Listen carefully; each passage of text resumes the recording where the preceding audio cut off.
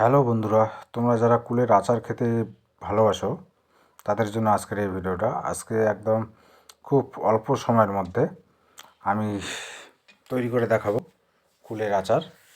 আর এটা খুবই সহজ। তোমরা যদি ভিডিওটা দেখো তাহলে অবশ্য তোমরাও বাড়িতে তৈরি করতে পারবে এই কুলের আচার অনায়াসে, আর বাজার থেকে কিনে খেতে হবে না। তার জন্য প্রথমে কুলগুলোকে একটু বাছাই করে নিতে হবে। এই কুলগুলোকে আমি শুকিয়ে নিয়েছি আগে থেকে রোদে। নেওয়ার পরে এগুলোকে আমি বাছাই করছি।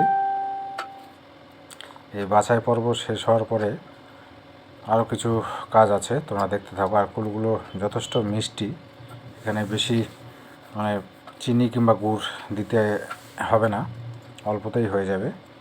এই কুলগুলো বাছাই করার পরে এটাকে একটু গরম জলে ওয়াশ করে নিতে হবে। আর সঙ্গে সঙ্গে ওয়াশ করার সঙ্গে সঙ্গে কুলটা একটু নরমও হবে। আর অবশ্যই কুলটাকে একটু করে ফেটে দিতে হবে। দেওয়ার পরে এখানে জিরা, মৌরি, ধনা, তেজপাতা, শুকনো লঙ্কা নিয়েছি। এগুলো এই আচারের মধ্যে দিতে হবে। আর এটা রাঁধুনি মশলা, এটাকে আমি একসঙ্গে ভাজবো না, কারণ এটা অল্পতেই হয়ে যাবে। আর এই সমস্ত মশলাগুলোকে রাঁধুনি মশলা ছাড়া সবগুলোকে আমি কড়াইতে দিয়ে ভেজে নিচ্ছি। নেওয়ার পরে ভাজা হয়ে গেলে আমি এটা গুঁড়ো করে রেখে দিয়েছি। এবার কড়াই চাপিয়ে দিয়ে তেল দিয়ে দিয়েছি। তেলটা একটু গরম হয়ে গেলে এর মধ্যে তেজপাতা দিয়ে দেবো। দেওয়ার পরে একটু কালো সরিষা দিলাম।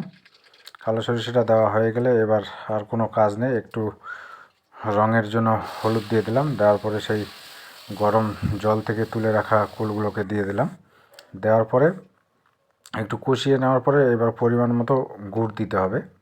আর গুড়টা দেওয়ার পরে এরকম করে নাড়িয়ে চাড়িয়ে নেওয়ার পরে ওই গুঁড়ো করা মশলাটা দিলে আমাদের আচার তৈরি হয়ে যাবে। আর তারপরে এটা এভাবে স্টোর করে রাখা যেতে পারে দীর্ঘ সময়ের জন্য। আর এটা অল্প অল্প করে এমনি মুখে কিংবা ভাতের সঙ্গে খাওয়া যেতে পারে। ভিডিওটা দেখার জন্য সকলকে অনেক ধন্যবাদ বন্ধুরা।